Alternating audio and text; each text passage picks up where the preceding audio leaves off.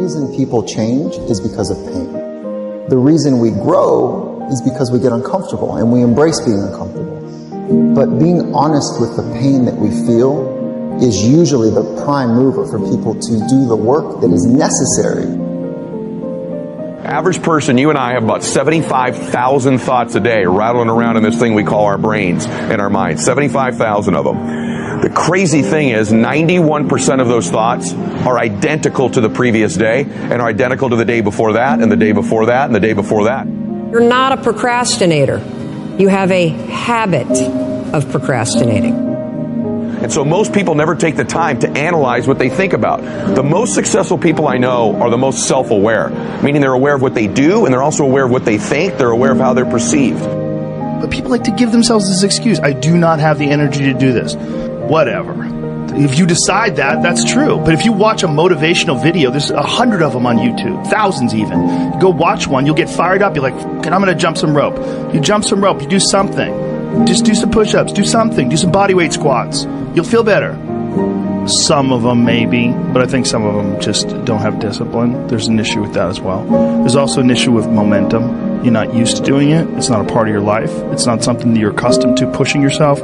There's been many days where I didn't want to work out. I just didn't feel like I had the energy, and I just forced myself. And I think there's very few people out there that know how to force themselves. And we wonder why our life seems to repeat itself over and over again. So really the difference in our life, if we have 75,000 thoughts a day, here's the crazy thing. 91% of them are exactly the same. The separation in our life is in those 9% of their thoughts, because remember this, these magnets are pretty powerful. That's why I'm always saying that your obsessions become your possessions, because they do. You draw into your life exactly what it is you think about. It's a physical reality that you attract to yourself what you think about. So the difference in our life is 9% of our thoughts. That's why people say all the time the difference between winning and losing is so small, it's almost too scary to talk about. And really we have identified what it is. It's 9% of what we think about alters the direction of our life. So what I'm here to tell you today is you've got to hone in and get aware of what you think about and then alter those 9% of the thoughts that are variable on a daily basis to serve you. And you know, people are very, very, very, very tough. And it turns out that if you face things that you can put up with a lot more than you think you can put up with, and you can do it without becoming corrupted. You have to be alert when you're suffering. You have to be alert to the beauty in life, the unexpected beauty in life. And, you know, you have to look for that little bit of sparkling crystal in the darkness when things are bad. You have to look and see where things are still beautiful and where there's still something that's sustaining. And, you know, you narrow your time frame and you be grateful for what you have, and that can get you through some very dark times. Our belief system is based upon our evaluation of something. Frequently, if we reevaluate a situation, our belief about it will change. I began reevaluating who I was. I started to study. I never stopped studying. And I found as I reevaluated, I had a much higher opinion of myself. I found out things about me that I would have never believed if you had told me. The power that's locked up within us. The marvelous system we've got. Do you know the blood circulates through your veins every 33 seconds through hundreds of miles of passageway? Bang, just like that, colors all the food in and all the garbage out. Stop and think of the central nervous system. It's the most complex electrical system in the world. And you've got it. Think of your brain, an electronic switching station like that. You can change the vibration of yourself and everything around you. We have awesome powers, and it's all based on what you believe about you. If you want to change yourself, if you want to acquire something, if there's some goal that you want to reach, changing your behaviors, overcoming negative habits, it's challenging. It's hard. Most people go through life never discovering what their talents are. Most people never develop their talents. The only thing that's going to make you happy, my friend, in this year or any other, is to step up. It's to raise the standard. It's to discover what you're capable of and feel that incredible power pushing through whatever's holding you back and get to the other side of more of your true self. That's what this game's all about. When you step into your fears and continue to push yourself to go on, something happens for you. If you look at somebody who's really successful, you think, wow, I mean, they're so amazing, they're such a genius. You gotta dig underneath, you gotta remember something. People are rewarded in public for what they practice for years in private. If you don't develop the courage to do that which has been given you to do, and you spend a lot of time going around trying to convince other people or trying to get their approval, what will happen is that you will lose your nerve. And other people will convince you that what you're doing doesn't have any value, and you'll give up on your dream. How much time do you have left? How much time do you have left? Jeremiah said, "Your word, O Lord, is like fire shut up in my bones." I believe there are some dreams shut up in you. Like fire, you're going to feel your destiny calling out. It may not have happened the first time.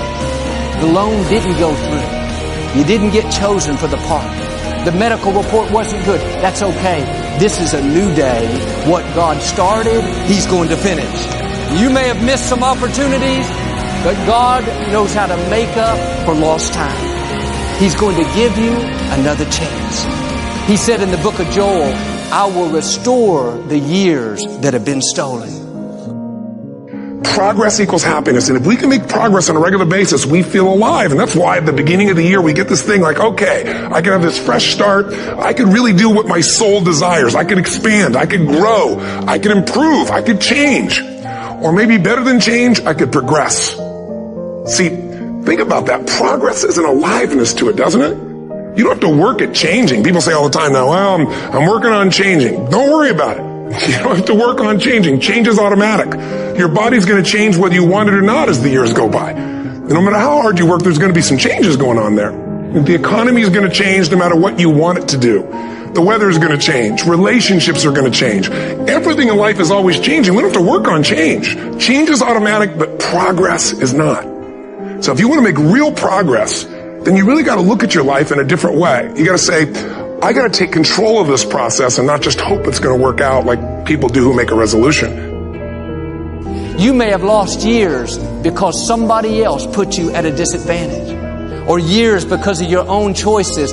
God knows how to make up for it. He's still going to get you to where you're supposed to be. This is what happened to Joseph in the scripture. God gave him a dream that one day he would rule a nation. In this dream, he saw his brothers bowing down before him. Joseph should have used more wisdom and not told his brothers that part of the dream. Certain things you should keep to yourself. Some people can't handle what God's put in you. They won't celebrate you. They'll be jealous, find fault, be critical. One day Joseph went to see his 10 brothers. When he walked up, one of them said sarcastically, "Here comes the dreamer." They weren't upset because he was their father's favorite child. They weren't upset because he was wearing a coat of many colors, a coat that represents favor. They were upset because he had a dream. They were offended because he was determined to break out of the mold, to do something great, to leave his mark. They would have been fine if he was content to be average, to accept the status quo. But when you stir up what God's put on the inside, believe that you have seeds of greatness, believe that you can overcome that illness, break the addiction, pay your house off, be blessed in spite of past mistakes, let me warn you, everybody will not celebrate you. When you have a dream, you're going to have some detractors. People will get jealous, try to make you look bad, try to talk you out of it. Say things like, "You really think you can get that promotion? You don't have the experience, the talent. I don't think so. You really think you're still going to get married? You've tried 3 times, hadn't happened yet. You're getting kind of old." Let that go in one ear and out the other. People don't determine your destiny. God does. You have to own your own happiness. Take it away from other people demanding that they make you happy. Your kids are not going to make you happy. Your spouse is not going to make you happy. A big house is not going to make you happy. Own your own happiness and be responsible for doing those things that bring joy into your own heart, independently of life and people and money and all of that stuff. Right. It doesn't necessarily give you a happiness. You have to take responsibility of that peace and that joy that lives inside of your heart and not inside of your stuff. That's what hope is. Imagining and then fighting for and then working for what did not seem possible before. That's leadership. John F. Kennedy didn't look up at the moon and say, oh, that's too far. There is a moment in the life of every generation when that spirit of hopefulness has to come through if we are to make our mark on history. But how real is the message that you're putting out? How authentic, how valuable is the product that you have? You know, are you expressing yourself as fully, authentically, passionately as you possibly can? Fewer know how to sell, almost no one knows how to close. When you can close anyone at any time, it means that you have the ability to generate revenue at any moment. You can't be what you can't see. If I never meet a billionaire, I wouldn't want to be one. Because I wouldn't know what that feels like. I don't know what it looks like. I don't know what it takes. What am I good at? What do I love? What does the world need? And how do I get paid for it? To me, those four help you unlock your passion. I often say to people, your passion is for you, your purpose is for others. Your passion makes you happy. But when you use your passion to make a difference in someone else's life, that's a service, that's a purpose. So the question is not I can't, is either you don't want to and that's perfectly fine. Then don't say I can't. Just say I don't want to. Decide, commit.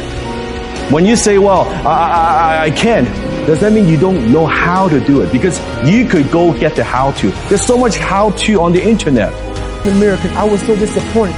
That accountability mirror I talk about, I was so disappointed in what I saw every day. I didn't love myself.